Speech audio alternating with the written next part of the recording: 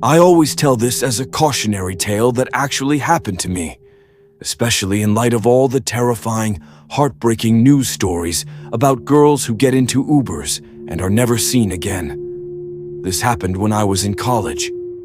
It's one of the bigger party schools with an entire street of bars you can wander to and from. My boyfriend, now fiancé, had gone back to his hometown for the weekend, so I decided to go out with some friends. I'm sure you can see where this is going. I had a bit too much to drink and was on the edge of a blackout. Knowing with my whole mind, body and soul that I did not want to become a liability for my friends for the rest of the night, I told them I was going to Uber home. My friends insisted on coming home with me. But selfishly, I wanted to call my boyfriend when I got home and have the bed to myself, so I told them no. I took a screenshot of my driver's name and info in the app and sent it to them. When he got close, I hugged them all and walked out the door. Like I said earlier, it's a big party school with lots of bars in one area, so the entire strip is lined with Ubers from about 11 p.m. to 3 a.m. It was almost bar close, so there were a ton. And look, I was hammered. I don't even know what a Toyota Yaris looks like at the best of times. So as I'm searching, a man rolled his window down and asked if I was waiting for an Uber. I said yes. He told me he wasn't my Uber, but if I canceled my ride and requested his, he'd take me home. I was already thinking about the leftovers in my fridge at this point, so I agreed, canceled my Uber, and linked my account with his. He was super nice, and he was an Uber driver. I've heard stories of fake Uber drivers, so I did make sure he was legit. He called me beautiful a few times right off the bat, but hey, I was a girl in college. I got that a lot. I remember we talked about our favorite books. I told him I was an English major, and he seemed genuinely interested in hearing me talk about tutoring ESL students in my free time on campus. He was an immigrant who had to learn English, so we lamented how awful it is to learn such an intricate language, and how rewarding the successes are in the end. When he missed the turn into my apartment complex, I figured he was just distracted by our conversation. I politely pointed out that he'd missed the turn, and he said he'd turn back around. Rather than making a U-turn, though, he took the longest possible way to get back to my apartment. I was still in familiar territory, so I at least knew he was going in the right direction, but I was starting to get nervous. It was around 2:30 at this point, super dark, and no one was awake, let alone outside. When he missed the turn-in again, I asked if I could just get out and walk the rest of the way. He seemed kind of offended, like he was surprised I wasn't as engrossed in our conversation as he was. I kind of jokingly told him that I was a broke college student, and he was racking up my bill during a surge. That seemed to straighten things out a bit. He was all, "Oh, I completely understand," and turned back toward my complex. I was honestly so freaked out and drunk at this point that as soon as he pulled into my complex, I was like, "Okay, right here is fine, thank you," and pulled on the door handle when he came to a stop. It didn't open. I hit the little lock latch. Still nothing. "Let's go get coffee," he said. He tapped the app to say the trip was completed and then exited the app. At this point, I was just trying not to look as freaked out as I felt. I told him I was tired and it was late, and coffee was the last thing I needed. I tried the door again, just to make sure I wasn't too drunk to work it. Still didn't open. "We should just sit here and talk until you're feeling better," he said. "We can go somewhere more private too, if you'd like. Do you live alone up there?" At this point, I was frantically digging through my purse for my phone. Screw being polite. When he asked what I was doing, I told him I promised my boyfriend I'd call him once I got home safely. Wrong thing to say. He got pissed that I had a boyfriend and didn't tell him earlier. He asked what his name was, what he did for a living, and where he was right now, at this very second. When I gave half-hearted answers, he got even angrier. He demanded to know why a boyfriend of mine would be stupid enough to leave his girl alone with another man, him. He repeated it twice. At this point, I was trying not to cry. When I figured my phone must have fallen under the seat, I started digging around down there. He demanded to know what I was doing. I gave my best impression of a genuine laugh and said I dropped my phone. He told me to stop digging around in his things immediately. I stopped. Mind you, I'm still drunk as hell at this point. I was just trying to keep my shit together and not vomit or pass out. I tried the door a third time. Still nothing. He asked again if I wanted to get coffee. Even kind of begged. I told him no, I just needed sleep. He asked if I lived alone again. I lied and said I had a roommate. He asked if it was my boyfriend. I said no. He got angry again, and then straight up asked if I'd made my boyfriend up. I told him no, and he got angrier, repeating why my boyfriend would leave me alone with another man. I'm usually pretty good at reading people, and I got the vibe that this guy thought he was some kind of knight compared to my boyfriend. So I lied, through my teeth. I told him I was going to break up with my boyfriend, that we weren't even really that serious, that he was an idiot for leaving me alone like this. Thank whatever God was watching over me, because that did it. He calmed down and said that changed things. He asked if I wanted to get coffee again. I changed my answer to, not tonight. He asked for my number and I gave it to him. He called to make sure it was real. My phone buzzed from between my seat and the door, and I fished it out. He grabbed it from me and demanded I show him my boyfriend's contact info. When I did, he deleted it and gave me a big smile. Feels good, doesn't it? I told him, yes. He put his number in my phone and gave it back. I told him good night, hoping he'd let me go, but he said he'd like to talk for just a little longer.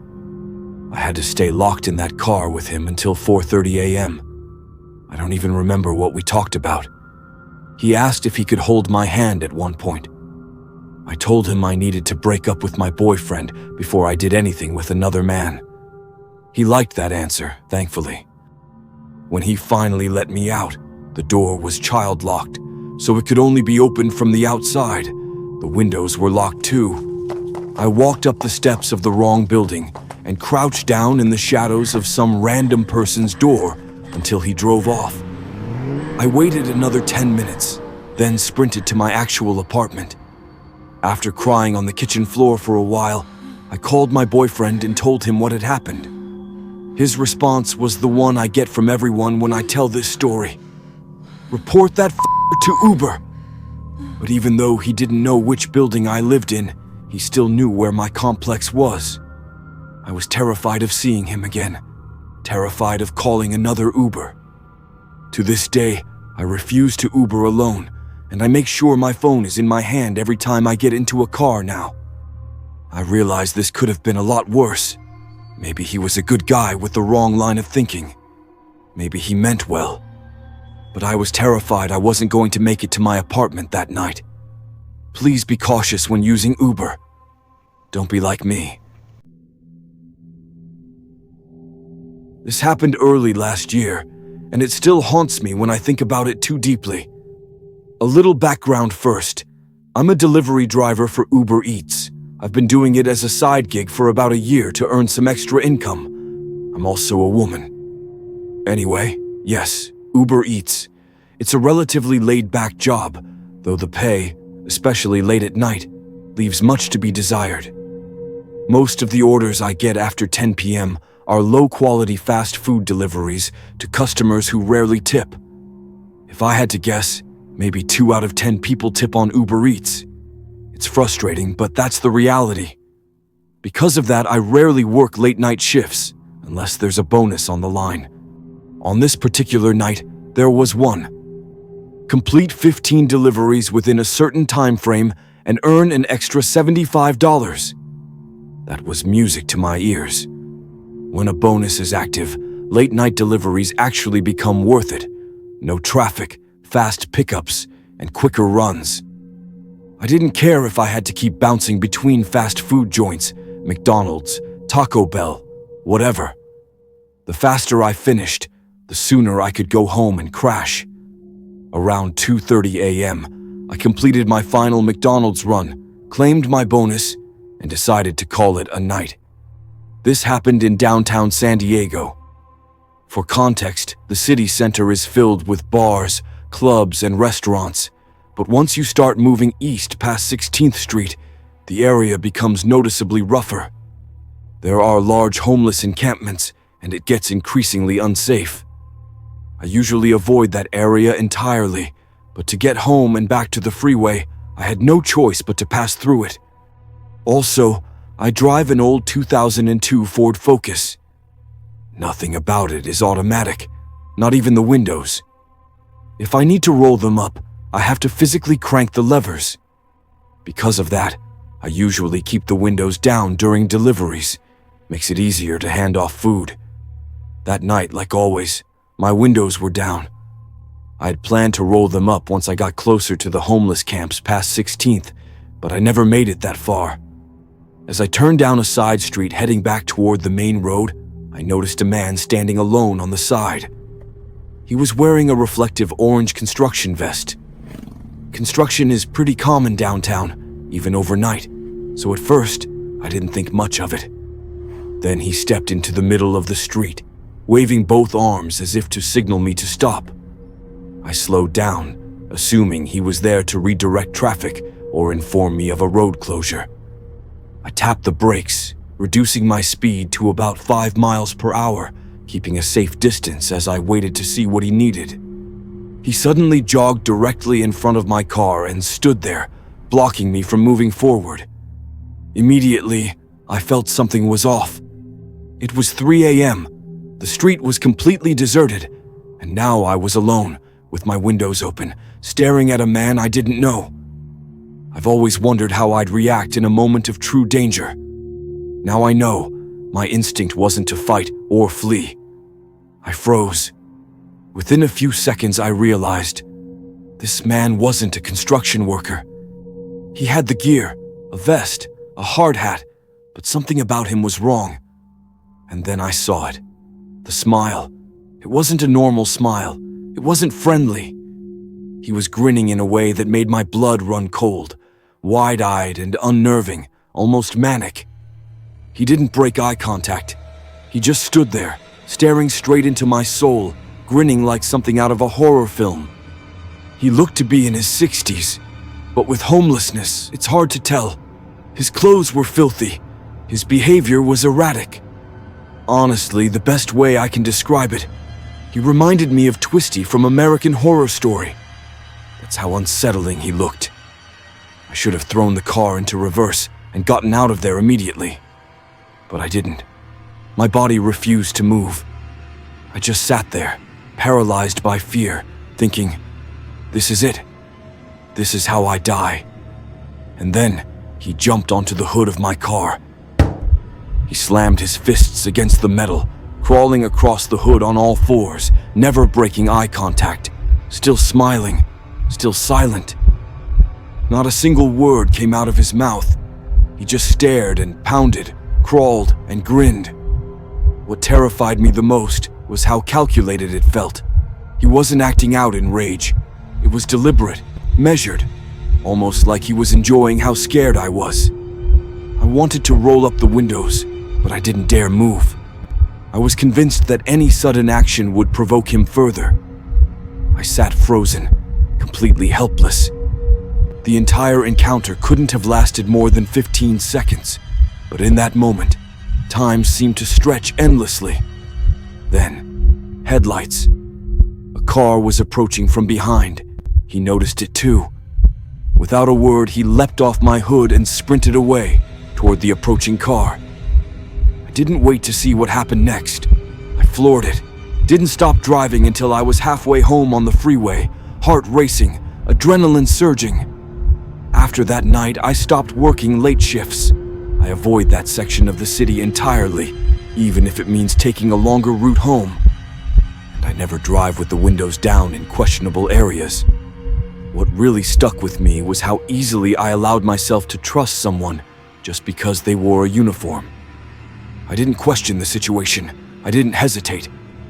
I slowed down automatically, thinking, oh good, Someone official is here. I'm safe. But I wasn't.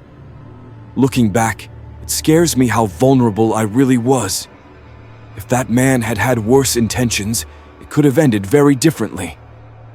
I later convinced myself it was probably someone on drugs, someone who wasn't fully aware of what he was doing.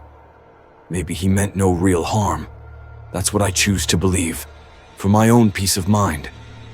But the part that chills me most is how intentional it seemed. He dressed like a road worker, stood on the road, and acted like someone with authority. Why? Was it to mess with people, to scare them, or something worse? I don't want to know the answer. I'm just glad I never found out what he really wanted. This kind of thing is rare, but it can happen. If someone wants to lure you in, appearing harmless or official is one of the easiest ways to do it. They don't even have to force you. You'll stop on your own.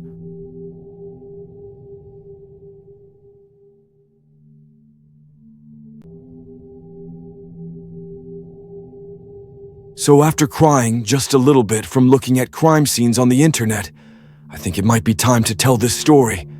It's just one of those moments when I randomly start thinking about it in a more serious mood than usual. It's gonna be long.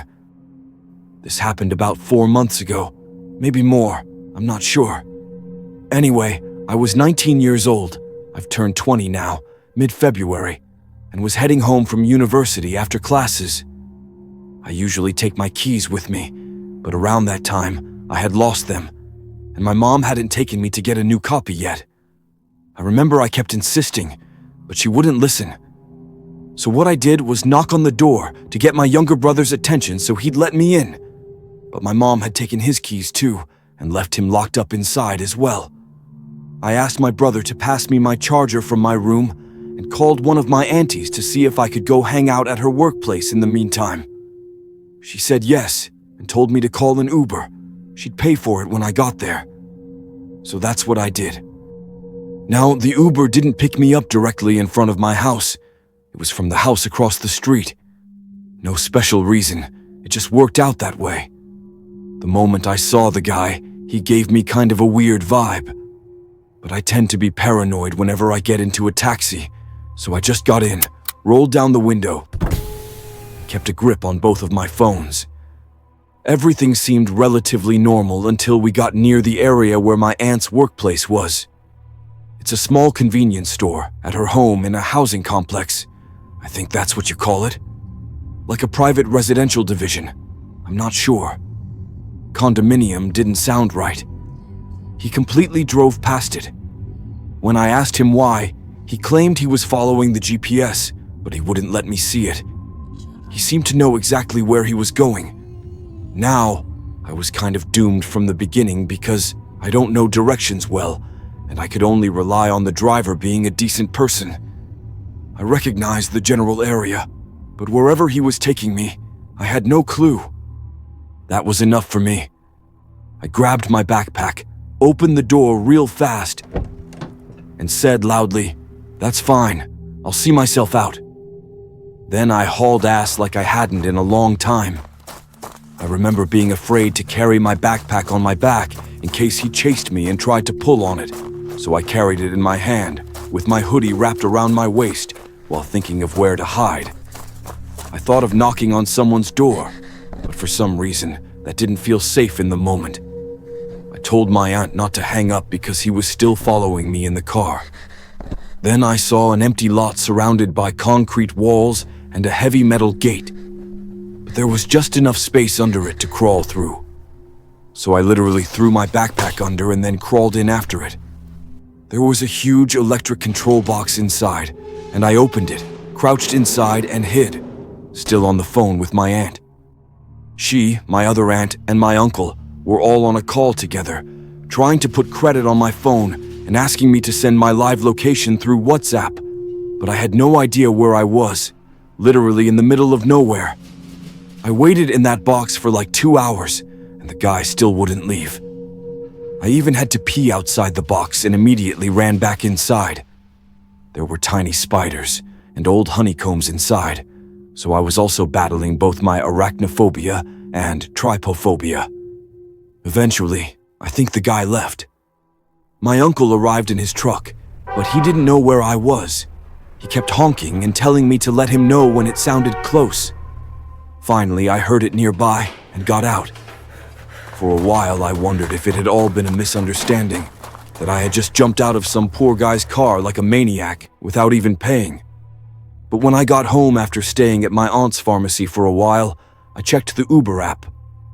Not only did it say I had already paid, it also claimed I'd arrived at my destination, so I ruled that out. I had told my aunts not to tell my mom about it because she tends to go insane over the smallest inconvenience, and this would have just made her panic without helping. I only told her when I called to ask her to come get me, and on our way to finally get a copy of that key. Because of course something bad had to happen before she actually listened to me. Nowadays she always puts credit on my phone, so yeah, that's what went down. I had to Indiana Jones my way through that whole mess twice. To this day, my family brags about how I stayed calm and reacted quickly, which I'm still shocked about. I remember seeing broken glass and metal bars lying around and telling my aunt, if I'm going down, I'm taking him with me. Half jokingly, because her blood sugar levels were messing her up too. On our way home, my mom told me I wasn't hysterical because I was in shock and that it would hit me the next day. But it didn't. I just kept going on like normal. Last week, though, she brought it up again and asked if I ever thought I was going to die. I said, of course, but I also knew that freaking out would either make me an easier target or just wouldn't help at all. When I think about it now, more than scared, I feel angry. I could have been one of the many girls who just disappear and are later found dead in some ditch or on a hill somewhere. I can't say I suffer from survivor's guilt, because honestly I don't. But I do think that could have been me. Whenever another teenager shows up in the news as missing or found dead, it really could have gone terribly wrong. My parents think the guy might have been a rookie. Maybe he felt sorry for me and let me go, because if he'd wanted to, he could have used a weapon or just tried to kill me right then and there. I don't even know anymore. I sent his profile to every girl I know so that if they ever get him as their Uber driver, they can cancel. Since then, I don't take Ubers anymore.